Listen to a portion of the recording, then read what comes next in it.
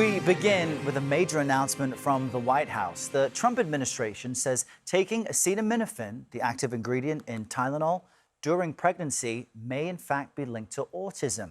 Take a quick listen to the president's warning for pregnant women. Don't take Tylenol. There's no downside. Don't take it. You'll be uncomfortable. It won't be as easy, maybe, but don't take it. If you're pregnant, don't take Tylenol. However, the FDA's open letter to physicians, you're looking at it here, says that while they admit a, quote, causal relationship has not been established between acetaminophen and autism. CBS News correspondent Natalie Brand joins us from the White House with more on this. Natalie, considering the statement from the president and the statement that I just read from the FDA, what was the point of this announcement? Yeah, and the president's top health officials acknowledge that there's way more research to be done on this topic and that they want to launch an exhaustive review of all factors. But the White House, in making this announcement and issuing this warning, has pointed to some studies that suggest a potential association between heavy use of acetaminophen during pregnancy and autism. But at the same time, these papers also note, Errol, that this is the only approved medication for pain and fever reduction during pregnancy. And a high fever, doctors say, can pose even more dangerous risks to the mom and baby. Then there's doctors that point to other big studies, robust research out there, including a recent Swedish one that's been referenced in a number of ways over the past few days that show no association. So the research, if you're an expecting or pregnant mom, it's all over the place. And that's what doctors worry about, that there's going to be a lot of confusion and that maybe moms take a different unsafe medication trying to avoid Tylenol or don't treat a fever, which again, a high fever needs medical attention. Now, the maker of Tylenol issued a response and says, quote, sound science clearly shows that taking acetaminophen does not cause autism. We strongly disagree with any suggestion otherwise and are deeply concerned with the health risks this poses for expecting mothers.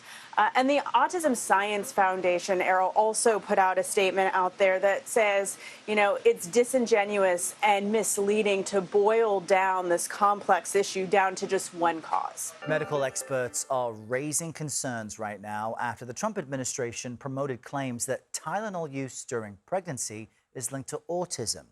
The maker of Tylenol is also pushing back in a statement to CBS News, writing, quote, over a decade of rigorous research endorsed by leading medical professionals and global health regulators confirms there is no credible evidence linking acetaminophen to autism.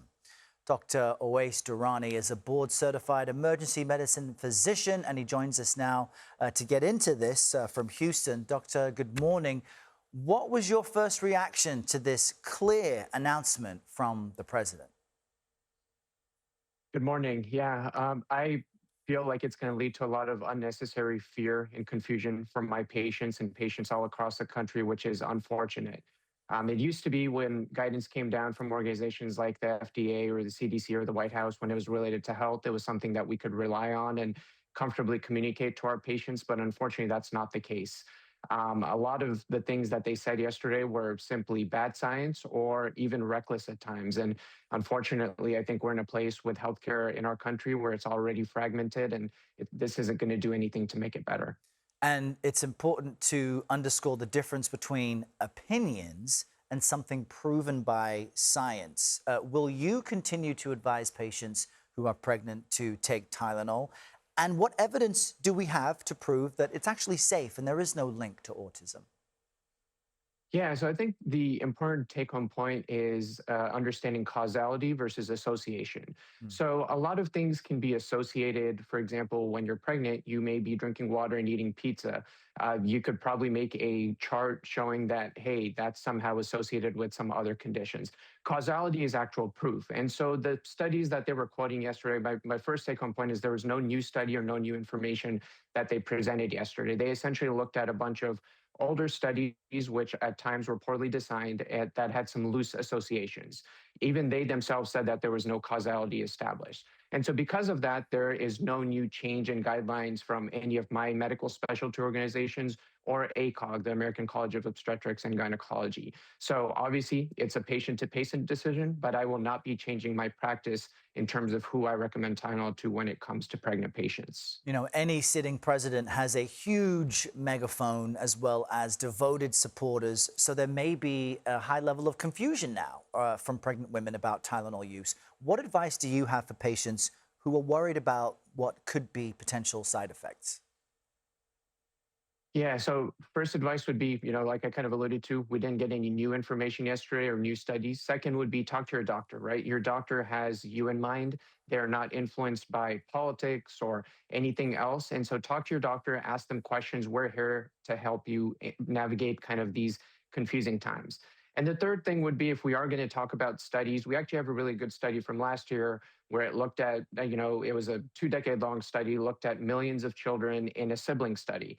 And it was essentially the same mom, 2 siblings. During one pregnancy, they may have taken Tylenol. During the other one, they didn't. And they looked at autism rates, and there was no difference. And so that should be reassuring to mothers, saying, hey, continue to treat that fever and treat that pain, because that in itself can be bad for the developing baby. Yeah, the best advice, talk to your doctor with any questions you have, which is why we speak to our doctor, Awais Durrani. Thanks for being with us.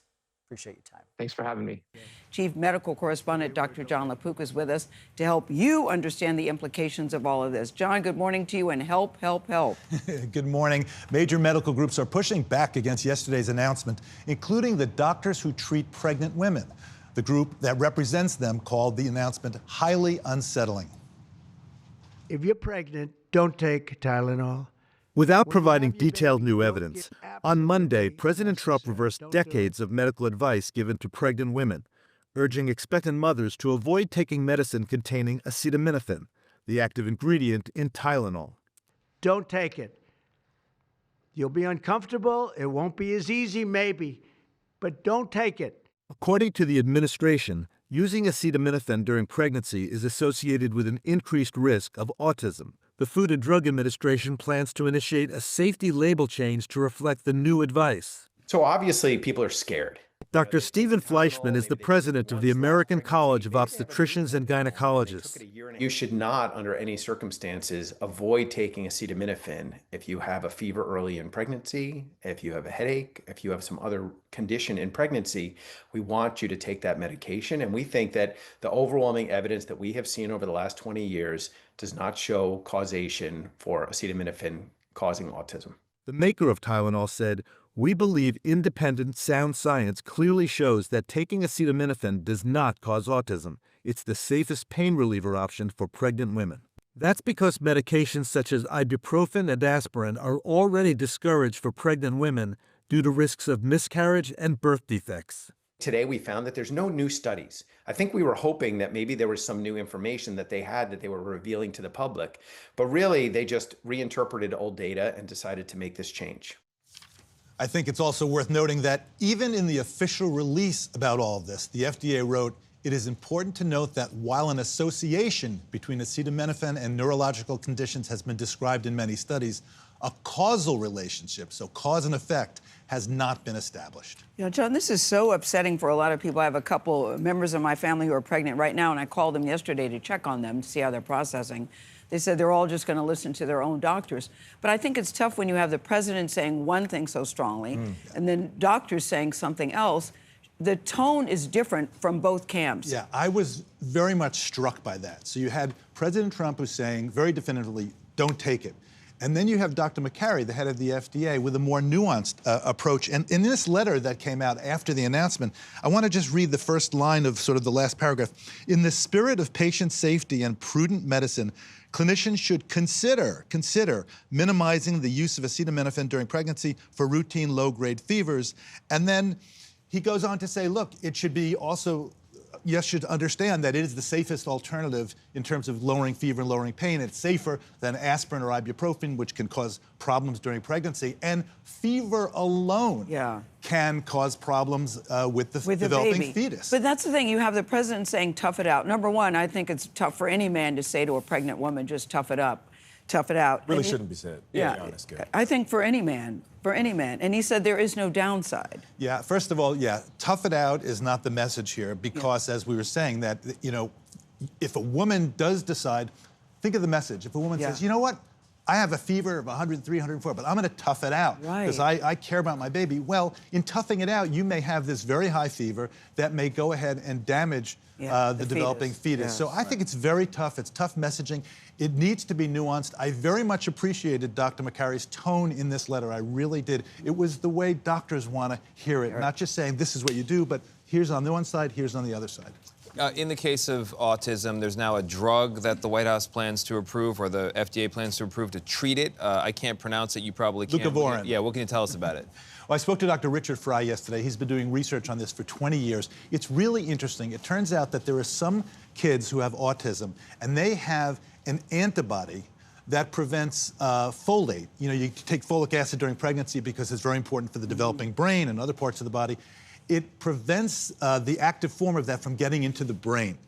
And so even though if you're taking folic acid, you may not have enough folate in the brain. And so folinic acid, which is also leucovorin, is a way of sort of getting around that problem and getting enough folic acid, enough folate in the brain. They're going to do more. I'm interested in this. This is very compelling. There's some really interesting science. They're going to do some big studies on it, and we'll see what happens. All right. High stakes, a lot of nuance. Dr. LaPook, thank you very much. Appreciate it.